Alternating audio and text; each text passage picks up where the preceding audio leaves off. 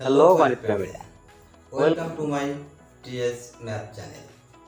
প্রিয় শিক্ষার্থীরা, আজকের টিউটোরিয়ালে অষ্টম শ্রেণীর অনুশীলনী 3 এর 10 নং প্রশ্নের সমাধান করব।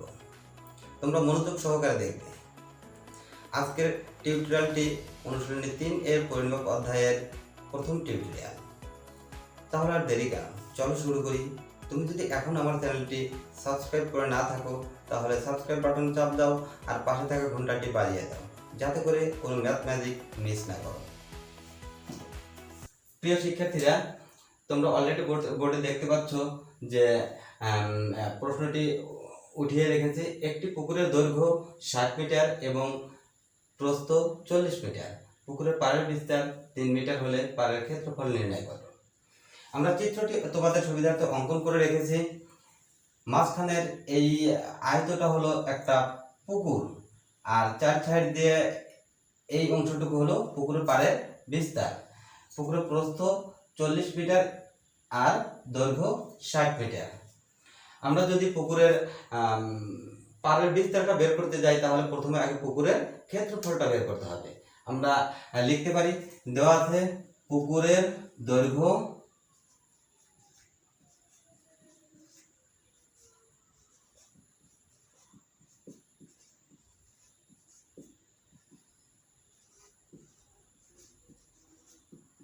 মিটার এবং প্রস্থ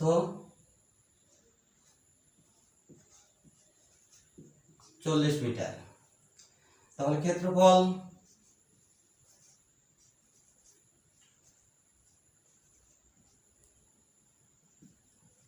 60 গুণন 40, মিটার মিটার গুণন করলে বর্গ মিটার হয়, সমান সমান। আমরা একটা ক্যালকুলেটর সাহায্যে গুণনটা করে নেই। 60 গুণন 40, 2400 বর্গ মিটার। আমরা পুকুরের ক্ষেত্রফলটা পেলাম 2400 বর্গ মিটার। এখন আমাদের পার সহ, এখন এইখান থেকে এই পর্যন্ত, আমরা এইখান থেকে এই পর্যন্ত ক্ষেত্রফলটা বের করেছি। এখন এইখান থেকে এই পর্যন্ত, মানে প্রথম থেকে শেষ পর্যন্ত পার সহ পুকুরের ক্ষেত্রফলটা বের করি। এখন পার সহ পুকুরের ক্ষেত্রফল বের করতে গেলে আমাদেরকে পুকুরের পার সহ দৈর্ঘ্য এবং পার সহ পুকুরের প্রস্থটা বের করতে হবে। তাহলে লিখতে পারি, পার সহ পুকুরের দৈর্ঘ্য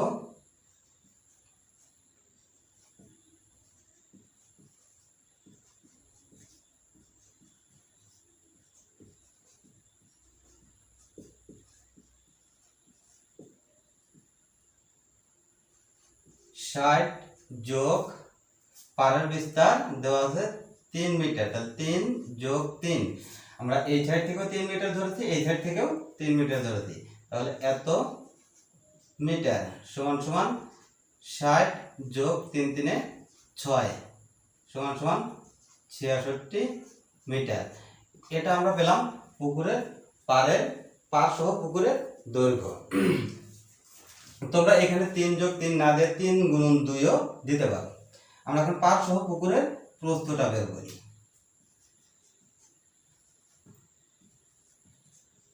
পাড় সহ পুকুরের প্রস্থ 40 যোগ 3 যোগ 3 এত মিটার। 40 যোগ 6 সমান সমান 46 মিটার। এখন আমরা পাড় সহ পুকুরের ক্ষেত্রফলটা বের করি। পাড় সহ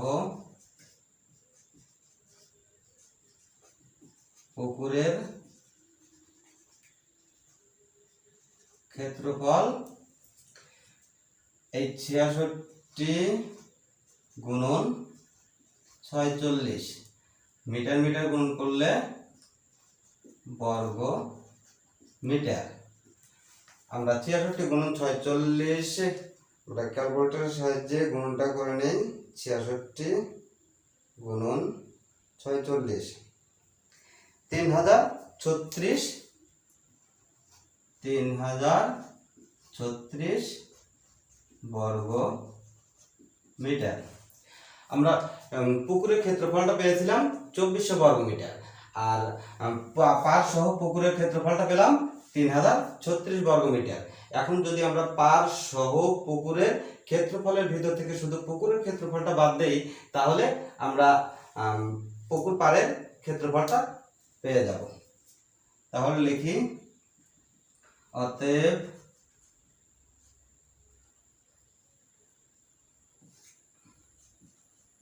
পুকুরের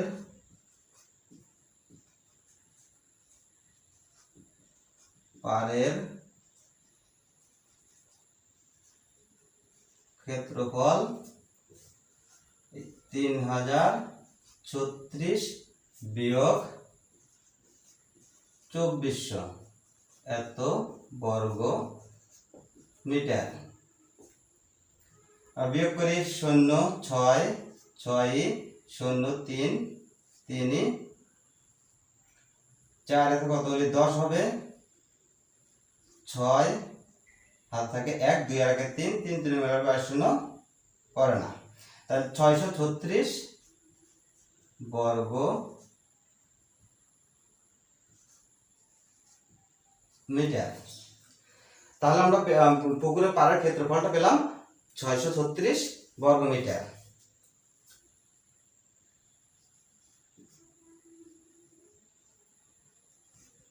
উত্তর 636 বর্গ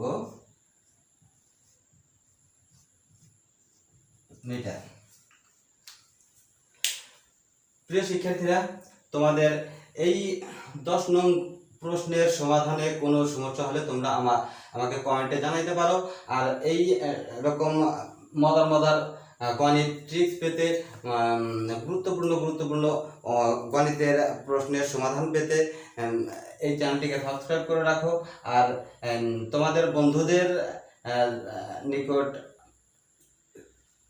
এটি শেয়ার করে দাও। প্রিয় শিক্ষার্থীরা, তোমরা যারা জেএসসি ও জেডিএসসি পরীক্ষা নিয়ে খুবই চিন্তিত,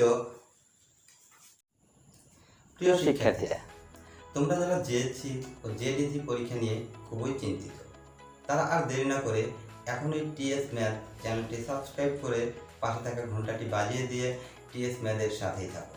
তোমাদের গণিতের সকল সমস্যার সমাধান টিএস ম্যাথেই হবে ইনশাআল্লাহ। দেখা হবে পরের কোনো এপিসোডে। আল্লাহ হাফেজ।